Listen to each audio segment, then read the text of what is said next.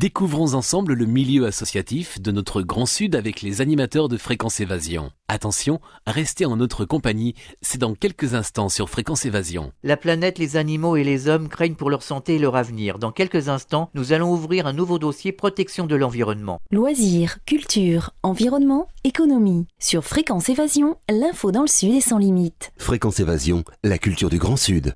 Sur Fréquence Évasion, nous allons parler de l'association Agir ici, en compagnie de Laetitia Guidi. Bonjour. Bonjour. Merci d'être avec nous et d'accepter de participer à cette émission sur Fréquence Évasion. Alors, est-ce que vous pourriez nous présenter l'association Agir ici ? En fait, Agir ici a été créée depuis 1988. Et en fait, c'est une association qui, au départ, a été créée par des militants qui étaient déjà engagés dans un certain nombre d'autres associations, comme la CIMAD ou le CCFD, et qui travaillaient donc beaucoup sur des projets de développement notamment, et je disais qu'il y avait une place pour une association qui ferait un travail complémentaire en s'attaquant notamment aux causes des inégalités, et donc en faisant un travail qui a beaucoup dans les pays anglo-saxons notamment de plaidoyer, d'interpellation des décideurs politiques pour essayer de changer les politiques en amont. Alors justement, est-ce que les politiques écoutent ?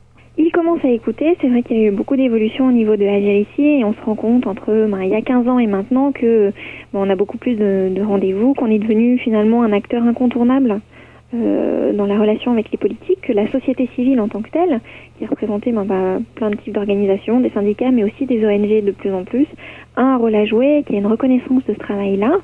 De fait, pour nous, typiquement, Agir ici, on a une 50aine de rendez-vous par an, ce qui fait à peu près un rendez-vous avec des décideurs politiques par semaine, décideurs politiques ou économiques.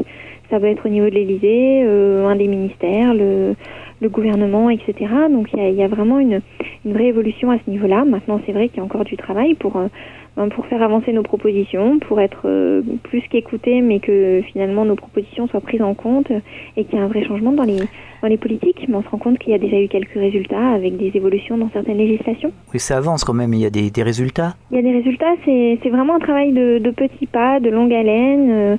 Ça se fait, c'est des petits détails qui sont aussi des évolutions encourageantes. Le fait d'avoir plusieurs rendez-vous par an maintenant et de se faire entendre, c'est une victoire en tant que telle par rapport à l'inexistence de ce genre de mouvement avant et le manque d'écoute qu'il y avait au départ.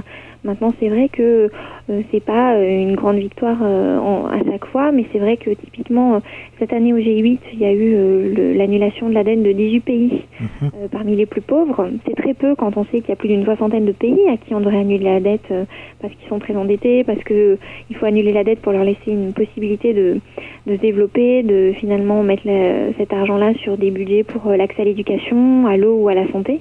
Mais c'est une première étape et c'est ce genre de victoire qui, du coup, donne le courage de continuer. Alors concrètement, sur le terrain, quelles sont les actions que vous menez ? Alors nous, à Agir ici, comme je vous le disais, on est une association qui fait donc du plaidoyer.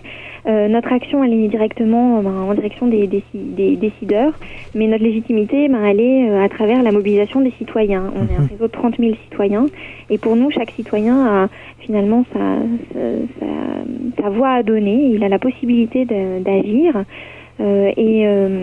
Et en fait, chacun à sa manière peut faire quelque chose, notamment en participant en campagne. On a plusieurs campagnes d'opinion publique par an.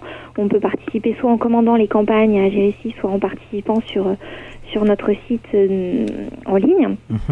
Et du coup, c'est finalement la somme des engagements individuels par plein de moyens différents, que ce soit la participation aux campagnes, que ce soit un engagement bénévole. On a une 50aine de relais sur le terrain, qui sont des individus ou des groupes qui se mobilisent, qui diffusent les campagnes, qui tiennent des stands, organisent des mobilisations, etc. Il y a aussi plus d'une centaine, quasiment presque, je crois, 200 membres diffuseurs qui sont des individus engagés dans le réseau d'Agir ici et qui reçoivent plusieurs campagnes pour les diffuser autour d'eux. Donc c'est vraiment un engagement en fonction des disponibilités de chacun qui peut être très simple, très rapide, mais qui compte parce que c'est grâce à cette légitimité citoyenne qu'on a une vraie légitimité auprès des décideurs et qu'on peut être le porte-voix des gens qui se mobilisent dans les campagnes. Et donc il y a vraiment plein de petits moyens et notamment en reliant les campagnes autour de soi, en faisant passer le message et en devenant soit membre diffuseur, soit relais local. Quels sont les problèmes que vous rencontrez au quotidien ? Les problèmes qu'on rencontre, c'est déjà que c'est pas toujours facile de parler De sensibiliser, sensibiliser parce qu'on essaie d'être dans une approche qui est pédagogique mais qui est assez complète. Donc nos documents de campagne, on essaie qu'ils soient les plus développés possibles pour que les gens soient réellement informés et que c'est finalement conscient et ayant pris connaissance de données supplémentaires qu'ils peuvent agir. Donc il y a vraiment ce souci-là et c'est pas toujours simple du coup de communiquer là-dessus. Mais on essaie de développer au maximum et puis l'autre difficulté au quotidien, c'est d'être écouté par les décideurs surtout.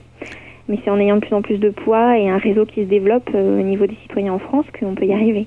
Alors justement, pour développer ce réseau, que peut-on faire pour vous aider concrètement ? Alors il y a plein de choses. Agirici effectivement a besoin de développer son réseau en France. Ce que je vous disais, c'est qu'il y a énormément de bénévoles qui sont à nos côtés, que ce soit au niveau du secrétariat national à Paris où on a besoin d'aide régulièrement, mais aussi en région où on a donc des relais locaux, des groupes locaux qui essaient de développer des activités et qui peuvent avoir besoin de soutien.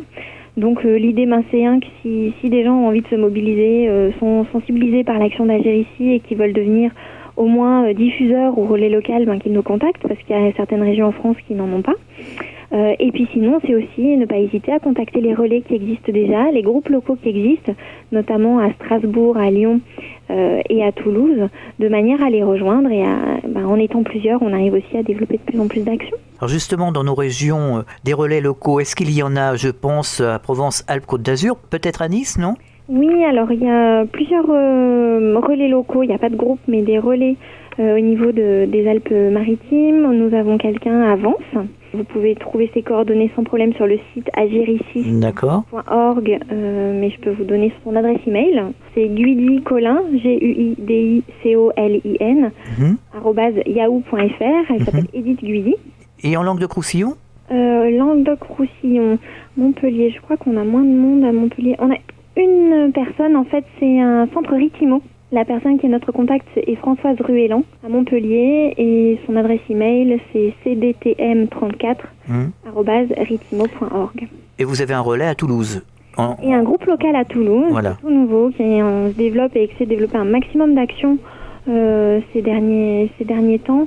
Donc au niveau du groupe local à Toulouse, le contact c'est Olivier Brignon. Son numéro de téléphone, c'est le 06 03 28 62 87. Et l'adresse email, c'est groupe local Toulouse, tout attaché, @agirici.org. D'accord. Donc vous avez un site internet. Toutes ces informations, on peut les retrouver sur ce site.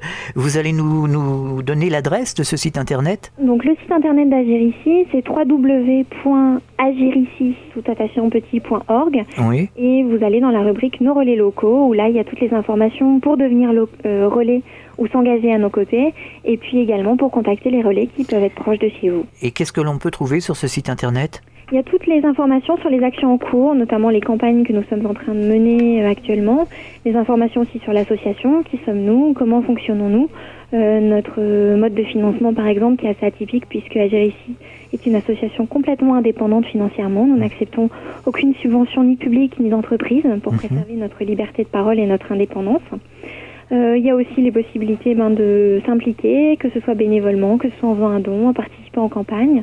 Et puis une petite boutique en ligne où vous trouvez un certain nombre de publications d'Agirici, aussi la possibilité d'acheter des cartes de vœux, des t-shirts, etc.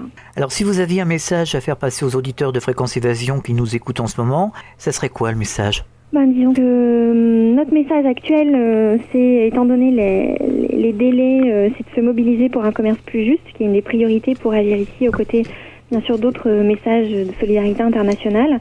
Il y a une conférence de l'OMC à Hong Kong et que cette conférence est très importante pour les pays du Sud. Il y a un certain nombre d'enjeux pour essayer de faire que le commerce puisse être réellement au service du développement. Et nous proposons actuellement une campagne justement pour un commerce plus juste où on invite un maximum de personnes à faire du bruit jusqu'à Hong Kong où aura lieu la conférence de l'OMC. Alors vous allez nous donner les coordonnées d'Agirici ? Pour nous joindre, plusieurs façons, soit par internet, donc via le site où vous pouvez nous contacter. Il y a également une adresse email générale. Allez-y. C'est agirici, donc tout attaché en petit, @agirici.org. Et vous pouvez également nous téléphoner pour tout renseignement, pour commander des campagnes, etc. au 01 56 98 24 40. Eh bien, merci d'avoir participé à cette émission sur Fréquence Évasion. Au revoir, à bientôt. Merci, au revoir. Vous écoutez Fréquence Évasion partout dans le Grand Sud, entre Menton et Toulouse, et sur la Côte d'Azur. À très bientôt pour un autre rendez-vous. Fréquence Évasion.